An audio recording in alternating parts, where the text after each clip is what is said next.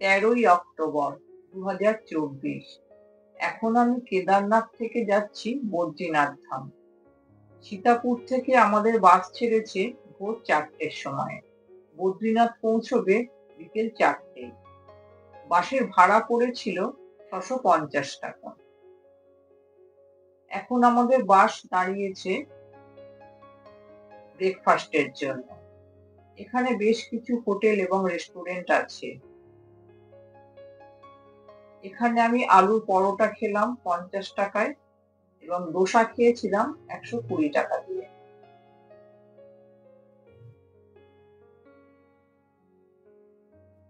এখানকার দোকানে rhododendron juice, pineapple juice, এই সমস্ত জুস জারে করে বিক্রি হচ্ছিল। এছাড়া পাহাড়ি চাল, পাহাড়ি ডাল এগুলো পাওয়া যাচ্ছিল। এখান থেকে আমি কিছু জিনিস কিনেছিলাম।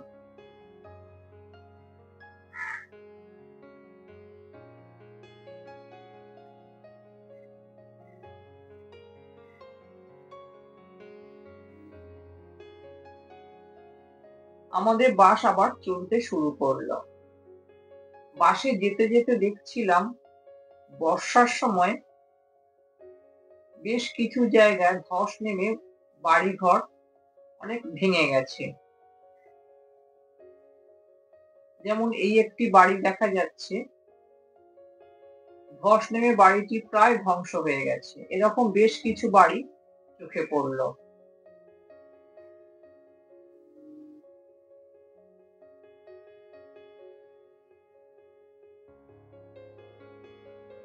আকাশ খুব পরিষ্কার, রোদ ঝলমলে আকাশ।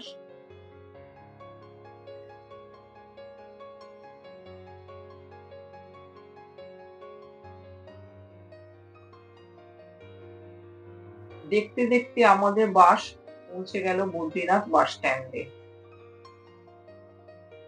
এখানে এখন খুব ঠান্ডা, খুব জোরে হাওয়া বইছে। বাস স্ট্যান্ডের ঠিক গায়ে আমরা হোটেল নিলাম। এখানে প্রচুর হোটেল, গেস্ট হাউস আছে। আমরা কয়েকটি হোটেল দেখার পরে একটি হোটেলে ঘর নিলাম। ঘরের ভাড়া পড়েছিল একদিনের জন্য 1250 টাকা। আমরা দুদিনের জন্য ঘর নিয়েছিলাম। দুদিনের ভাড়া পড়েছিল 2500 টাকা।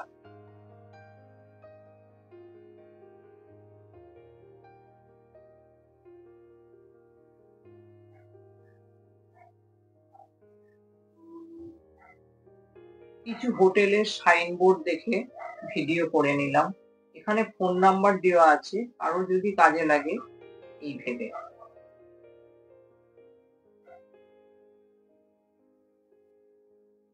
এখন প্রচন্ড ঠান্ডা, খুব জোরে ঠান্ডা হাওয়া বইছে।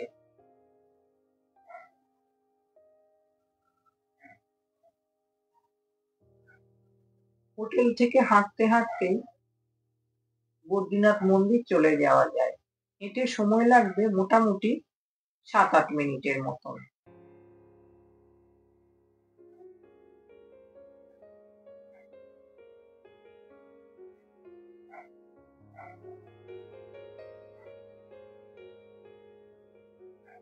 এখানে বাস স্ট্যান্ডের আশেপাশেই ছোট বড় প্রচুর হোটেল আছে।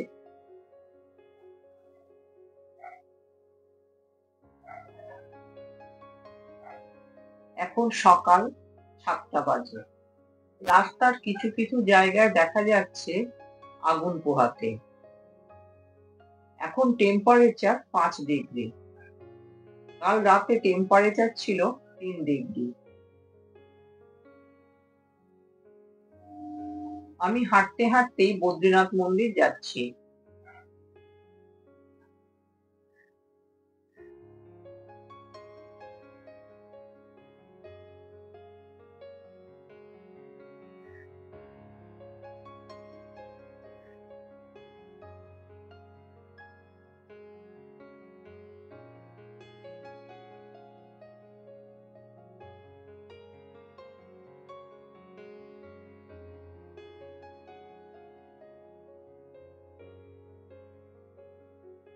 রাস্তার দুপাশে প্রচুর শীতবস্ত্রের দোকান।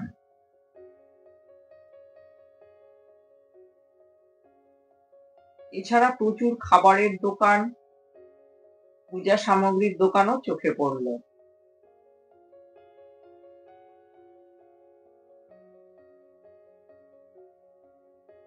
বেশ কয়েক জায়গায় গরম দুধ জাল দেওয়া হচ্ছে।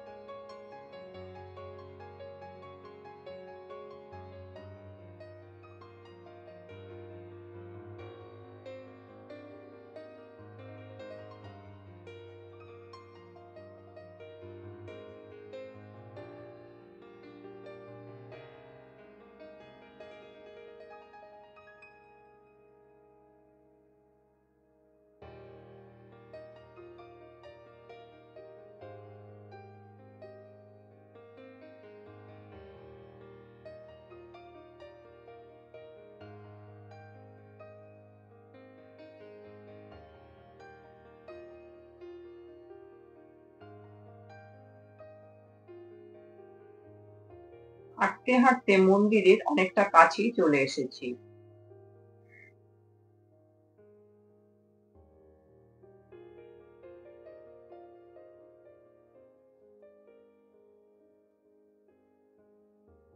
দেখা যাচ্ছে বদ্রীনাথ মন্দির।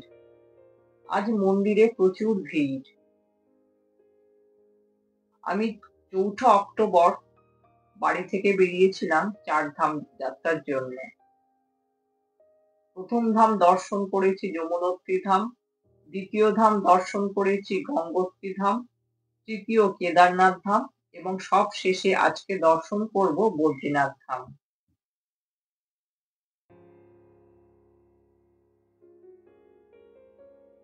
বদ্রীনাথ মন্দিরে প্রচুর ভক্ত সমাগম হয়েছে।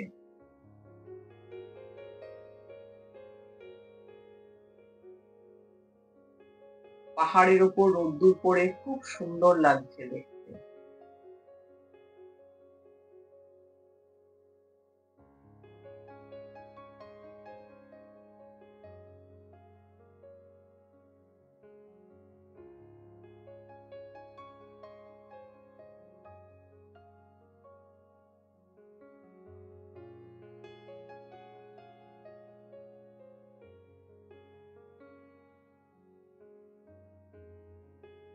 মন্দিরে ঢুকে খুব ভালোভাবে মন্দির দর্শন করে পুজো দিয়ে বেরিয়ে এলাম।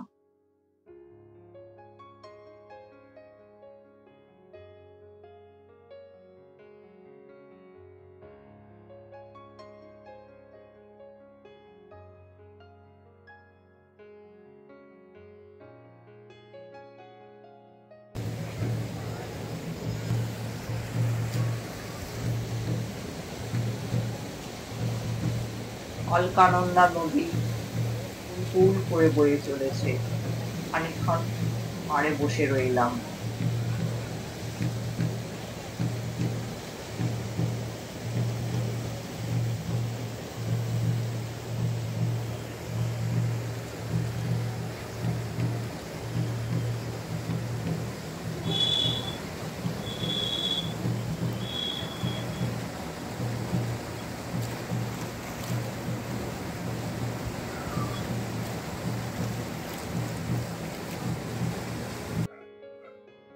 মন্দির দর্শন করা হয়ে যাবার পরে বদ্রীনাথ বাস স্ট্যান্ডে চলে এলাম। ওখান থেকে ছোট ছোট গাড়ি ছাড়ে মানা গ্রামের জন্য। আমরা ওখান থেকে একটি ছোট গাড়ি নিয়ে মানা গ্রাম গেলাম। গাড়িতে ভাড়া পড়লো 50 টাকা। গাড়ি যেখানে নামিয়ে দিল সেখান থেকে কিছুটা পায়ে হেঁটে মানা গ্রামে ঢুকতে হবে।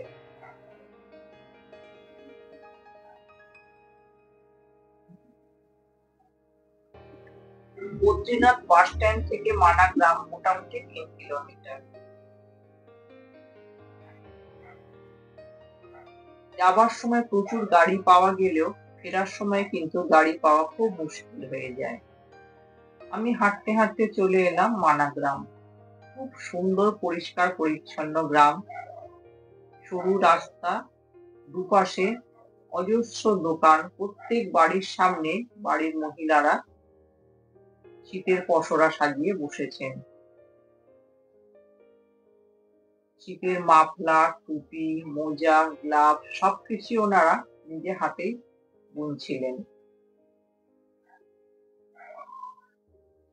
এখানকার দাম বেশ রিজনেবল বলেই মনে হয়েছিল আমার। আমি কিছু কেনাকাটাও করেছিলাম এখান থেকে।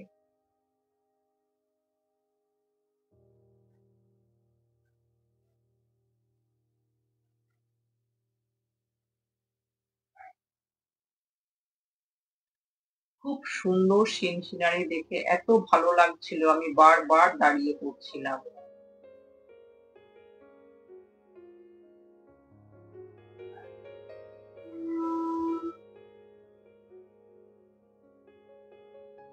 এখানে পাহাড়ের খাঁজের মধ্যে দেবী সরস্বতীর মূর্তি। এখানে একটি জলের ধারা বয়ে চলেছে। সবাই এখান থেকে জল খাচ্ছিল, আমিও খানিকটা জল খেয়ে নিলাম।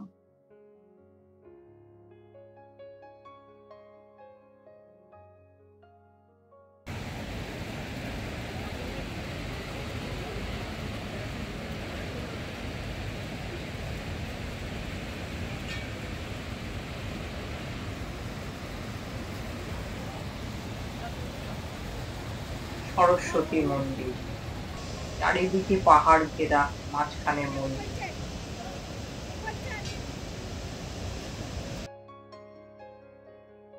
মন্দিরের ভেতরে কিছু মূর্তি আছে। সামনে থেকে ছবি তোলা নিষেধ, তাই আমি দূর থেকেই যেটুকু পারলাম ছবি তুললাম। এখানে দেবী সরস্বতীর মূর্তি আছে, লতা মঙ্গেশকরের মূর্তি আছে, বজরং বলির মূর্তি আছে।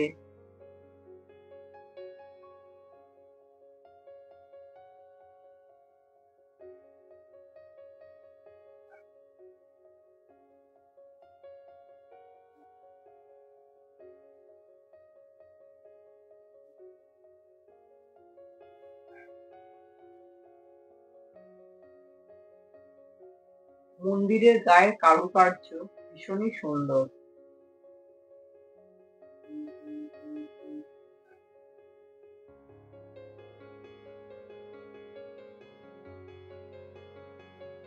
মন্দিরের চারপাশে প্রাকৃতিক দৃশ্য খুবই সুন্দর।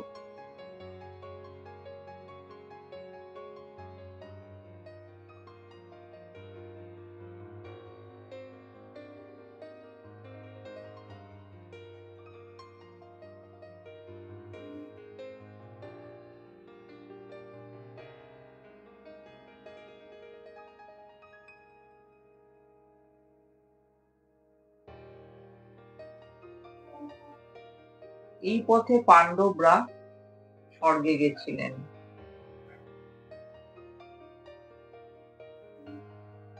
এখানে পঞ্চপাণ্ডবের মূর্তি করে রাখা আছে। কিছু মূর্তি ভেঙে গেছে, কিছু মূর্তি এখনো আছে।